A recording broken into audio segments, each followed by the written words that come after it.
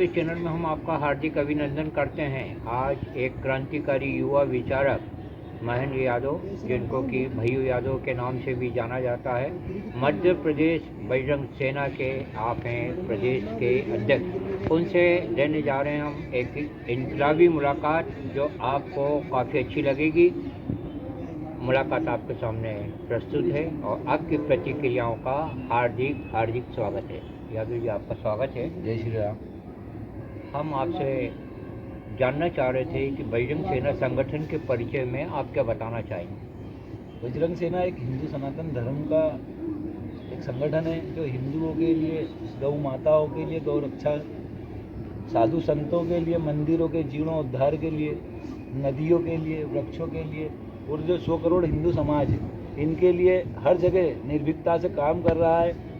जो आज देश में कई जगह सरकारें बनाई जाती है, कई जगह हमारे नेता चुने जाते हैं, विधायक, पार्षद, सांसद, महापौर, वो जनता को जो वादे करके नेता बन के जाते हैं, चुने जाते हैं, वो जनता की जो मूलभूत सुविधाएं देने की 5 साल की कस्में खाते हैं और वचन पत्र में लिख के देते हैं। उन वचनों पत्रों में वो उनकी जो मूलभूत सुविधा है जनता की वो पूरी नहीं करते।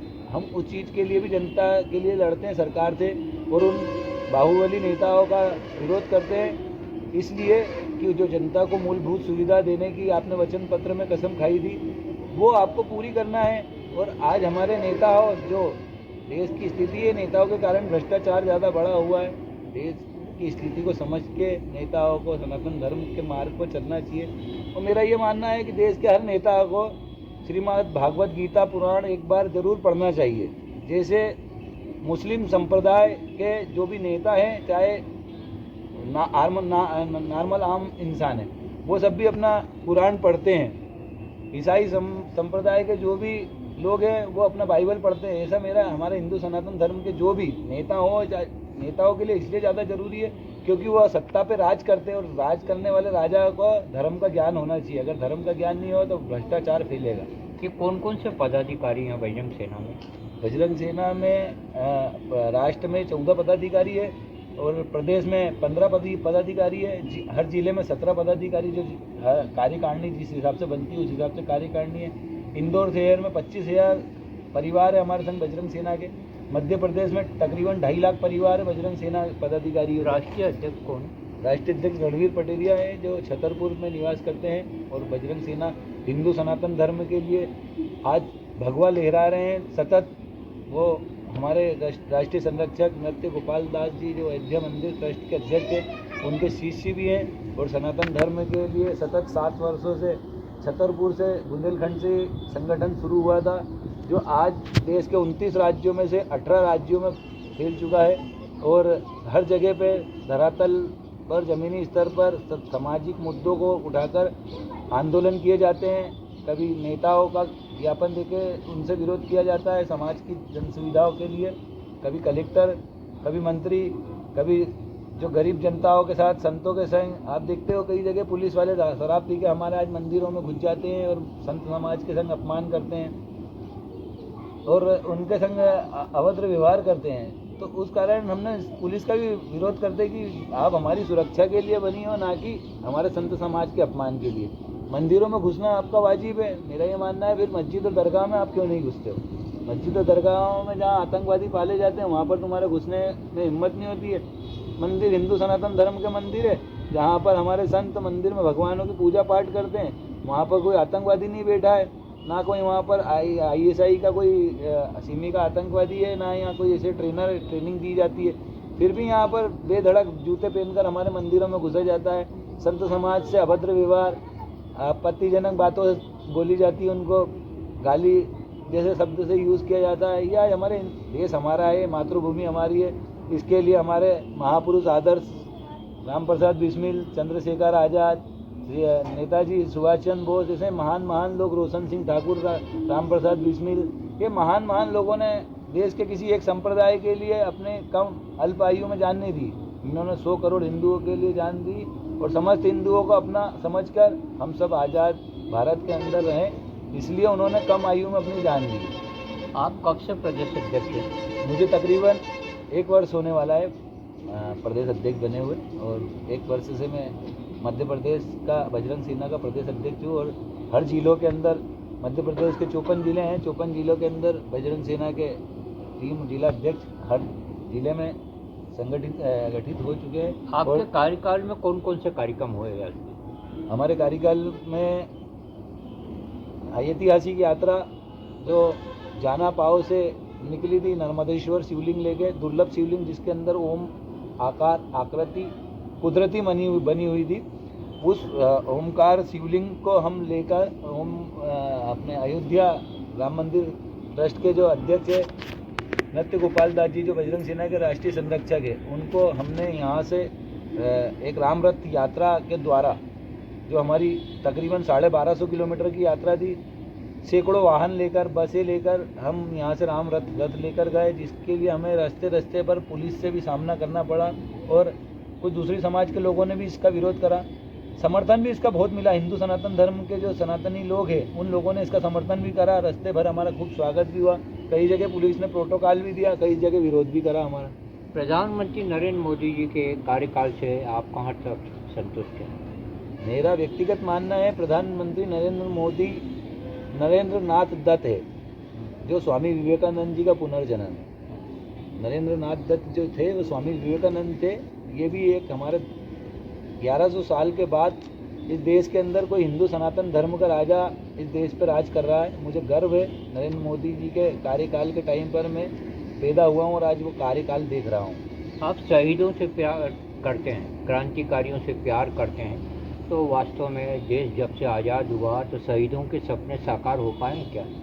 शहीदों को इंसाफ नहीं मिला। क्यों नहीं मिला? क्योंकि जब से देश आज़ाद हुआ है, विगत 66 वर्षों तक देश के अंदर, आज जो 74 वर्ष हो गए उसके अंदर 66 वर्षों तक देश के अंदर कांग्रेस की सरकार रही। कांग्रेस ने हमेशा हमारे क्रांतिकारियों को दबाया। अहिंसा परमो धर्म का नारा गांधी जी देके गए, जो अधूरा नारा था और अधूरा श्लोक था, उसको पूरा नहीं बताया।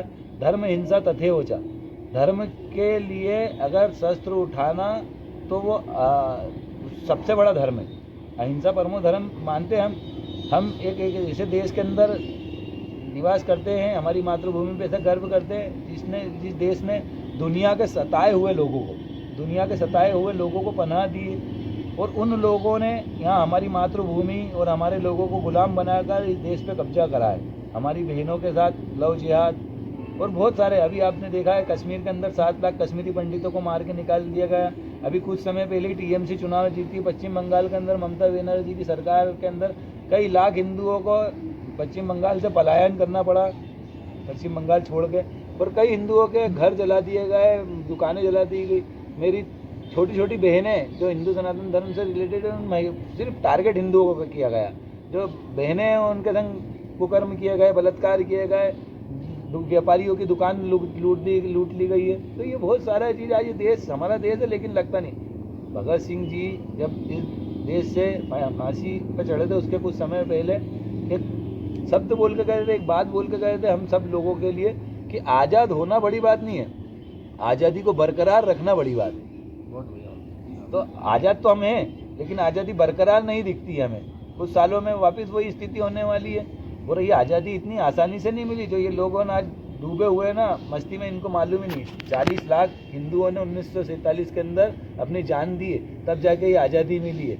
1100 साल तक हिंदू लड़ा है, तब जाके आज़ादी मिली है। नेताजी सुभाष चंद्र बोस ने 11 देशों के लिए लड़ाई लड़ी है।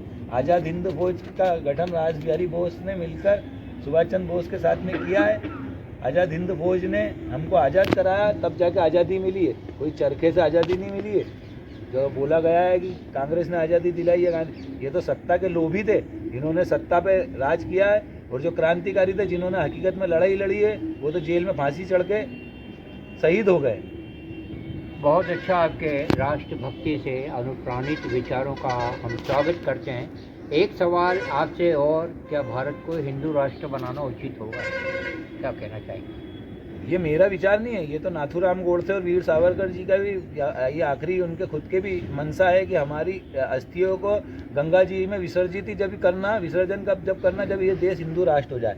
मुझे वो बहुत मुश्किल लगता है। क्यों मुश्किल लगता है? क्योंकि इस देश के जो 29 राज्य है उसमें से 9 राज्य आज इस्लामिक राज्य हो चुके हैं। उन 9 राज्यों को बचाना बहुत ज़रूरी है। जो देश के 11 देश अलग हो चुके हैं अखंड भारत में से, उन 11 देशों को हम वापस लाना तो बहुत मुश्किल की बात है। जो 29 राज्यों में से 9 राज्य इस्लामिक हो चुके हैं, हम उन राज्यों को बचा लें, इस देश को पूरा संगठित कर लें, ये बहुत बड़ी बात है। देश को हिंदू राष्ट्र कर भी देने से जो 40 करोड़ हमारे जो दुश्मन आज इस देश के अंदर बैठे हुए हैं, वो इस देश को छोड़ के नहीं चले जाएंगे, या हिंदू राष्ट्र हो जाने से वो हमसे भाईचारा नहीं रखने लग जाएंगे। आपसे साक्षात्कार जारी है। आप कुछ सवाल करने जा रही हैं राष्ट्रीय पत्रकार निधि शर्मा श्री यादव जी से।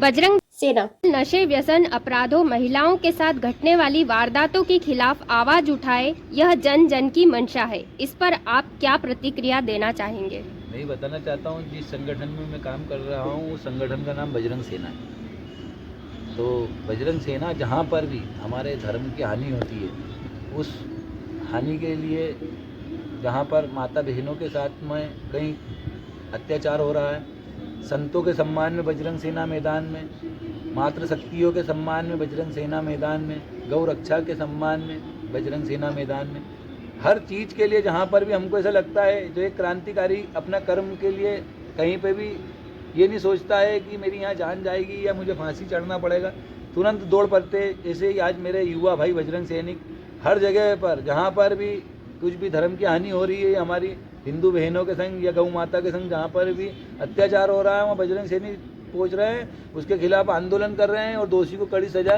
दिला रहे हैं। आप युवा हैं, देश के युवाओं को क्या संदेश देना चाहेंगे? मैं देश के युवाओं को संदेश देने के पहले देश की सरकार को संदेश देना चाहता हूँ, और संदेश ये देना चाहता हूँ कि युवा देश का भविष्य, और देश का भविष्य आज अंधकार में आते जा रहा है, क्योंकि आज देश के अंदर हर जगह पर पाउडर, ब्राउन शुगर, इसमें एक जैसा एक खतरनाक नशा घर कर रहा है। जो नशा सिर्फ युवा करते हैं, उसको कोई बुजुर्ग या सीनियर सिटीजन नहीं करते, वो युवा करते हैं। और युवा एक समस्त हर वो युवा चाहे गरीब के घर का हो, मध्यम कर्मी के घर का हो, चाहे IAS अधिकारी के घर का हो, चाहे व्यापारी के घर का हो, चाहे वकील के घर का हो, चाहे डॉक्टर के घर का, चाहे पुलिस अधिकारी के घर का हो, हर युवा आज कॉलेज से ही ये जो ड्रग स्मगलर और जो है, ये कॉलेजों में ही लड़के लड़कियों को वो अपना शिकार बना रहे हैं। और ये जो पब चल रहे हैं आजकल, जो हमारे इंदौर शहर को और कई देश में कई जगह पे ये पब जो चल रहे हैं, यहाँ पर लड़कियाँ आप देख रहे हो रात को ब्राउन शुगर का नशा करके रोड पर उत्पात कर रहे हैं, अभद्र व्यवहार कर रहे हैं। तो मेरा सबसे पहले युवाओं को संदेश देने के पहले देश के जो वरिष्ठ नेताओं ने देश को चला रहे हैं, उन लोगों को युवाओं के लिए एक संदेश देना चाहता हूं, क्योंकि वो भी एक पिता है और उनके घर में संतान है। उनको ये बोलना चाहता हूं कि आपकी संतान खतरे में, और जब संतान खतरे में तो देश का भविष्य खतरे में, क्योंकि युवा देश का भविष्य है। जब भविष्य को हम नहीं बचाएंगे तो देश खतरे में रहेगा। बहुत अच्छी बात, वाह वाह। भविष्य में बजरंग सेना की देश प्रदेश में क्या गतिविधियां होंगी? भविष्य में बजरंग सेना राष्ट्रीय आंदोलन और किसान आंदोलन, समाज हित में और बढ़ चढ़ कर, जो भी हमको ऐसा लगता है, अभी जैसे बकसवा का जंगल मध्य प्रदेश के छतरपुर जिले में बकसवा आता है, वहाँ पर मध्य प्रदेश सरकार ने हीरा खान के लिए 2.5 लाख पेड़ों को काटने की परमिशन दे दी। मेरा ये मानना है, जब आज कोरोना काल के अंदर हम सभी पूरे भारत देश के अंदर भारतवासियों ने देखा है कि ऑक्सीजन कितनी बड़ी समस्या रही, ऑक्सीजन के कारण कई लोगों ने जान दी है, और पेड़ हमारी एक ऑक्सीजन की बहुत बड़ी क्या बोल सकते हैं हम, डिक्शनरी है। हाँ, जो जहाँ से हमको ये सब मिलता है। तो पेड़ों को आज सरकार कैसे काट, किसी भी थोड़े बहुत फायदे के लिए, मैं मानता हूँ फायदा हो रहा होगा उसके अंदर सरकार को, बाकी उस फायदे के कारण हम 2.5 लाख पेड़ों को काट के कितने लोगों से ऑक्सीजन छीन सकते हैं, कितने लोगों को मौत के घाट उतार सकते हैं। उन जंगलों में कितने जानवर परजीवी रहते होंगे, तो वो उस जंगल को काटा जाएगा तो वो फिर दूसरे गाँवों में घुसेंगे, उनसे गाँव के जनहानि हो सकती है।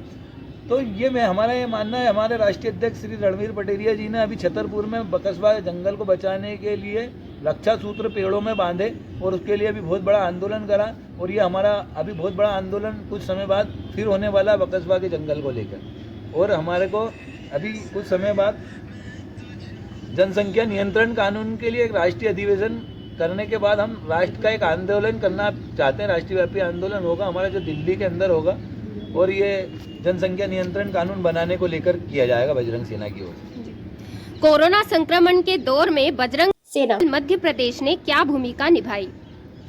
कोरोना काल के अंदर बजरंग सेना ने जहाँ पर भी जहाँ पर लोगों को जन समस्या, अनाज बांटना, कई जगह पर जैसे कई लोगों को ब्लड की ज़रूरत पड़ी, एडमिट है अस्पताल में, ब्लड नहीं है, बाहर से आए धार से, ब्लड की व्यवस्था नहीं, उन लोगों ने हमसे संपर्क करा, जहाँ ब्लड डोनेट करना है वहाँ बजरंग सेना की टीम पहुँची और वहाँ ब्लड दिया। तकरीबन अभी हमने 250 पौने 300 लोगों को ब्लड डोनेट करवाया है इस कोरोना काल के अंदर।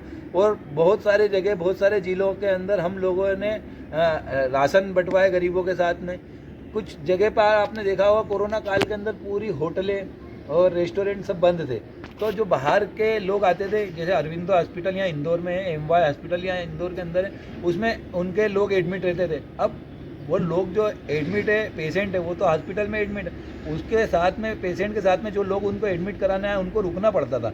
अब बाहर कोई रेस्टोरेंट चालू नहीं, होटल चालू नहीं, तो उन्हें भोजन की व्यवस्था कोई होती नहीं थी। तो बजरंग सेना ने उस चीज़ का बीड़ा उठाया था। उन लोगों के लिए बजरंग सेना तत्पर तैयार रहती थी और बजरंग सेना ने उन लोगों को भोजन की सुविधा कराई, रुकने की सुविधा कराई और जन समस्या जो भी ली, उन जन समस्या के लिए जो भी और दूसरी जन समस्याएं भी आई उसके लिए बजरंग सेना खड़ी हुई। कई गरीब लोगों के लिए के मकान तोड़ने भी नगर निगम यहाँ आई, उसके लिए भी बजरंग सेना खड़ी होकर आवाज़ उठाई। बजरंग सेना ने आंदोलन करा। ये कोई आतंकवादी के मकान नहीं है जो इनको तोड़ा जाए, ये कोई ट्रैफिक में बाधा नहीं बन रहा है ये मकान जो तोड़ा जाए। गरीब लोगों ने अपनी मेहनत करके बनाए हुए मकान है, व्यक्तिगत दोष के कारण किसी ने इसकी शिकायत की है तो इसको तोड़ा ना जाए। इस सारगर्भित मुलाकात, त्वरित सवाल हमारे, त्वरित जवाब महेंद्र यादव जी, भैयू यादव जी के। आपको देशभक्ति से अनुप्राणित, देश के ज्वलंत मुद्दों पर आधारित ये इनकलाबी साक्षात्कार बहुत अच्छा लगेगा। आपकी प्रतिक्रियाओं का स्वागत है। अपनी प्रतिक्रियाओं से आप हमें अवगत कराएं। भारत माता की जय। जय भारत। जय जय श्री राम। जय जय श्री महाकाल। आदेश यहाँ इंदौर के राजा महाकाल जो श्री योगी बाबा बम बमनाथ जी के हाथों से विराजमान किए गए और यहाँ हर सावन, हर शिवरात्रि, हर त्यौहार पे कोई ना कोई प्रोग्राम किया जाता है और यहाँ विशेष कांवड़, जो भी कांवड़ यात्री आते हैं उनको जल यहाँ खुले अपने हाथों से चढ़ाया जाता है और कोई रोक टोक नहीं है। हर चीज़ की व्यवस्था की जाती है और पूरा 1.25 महीने लंगर चलता रहता है।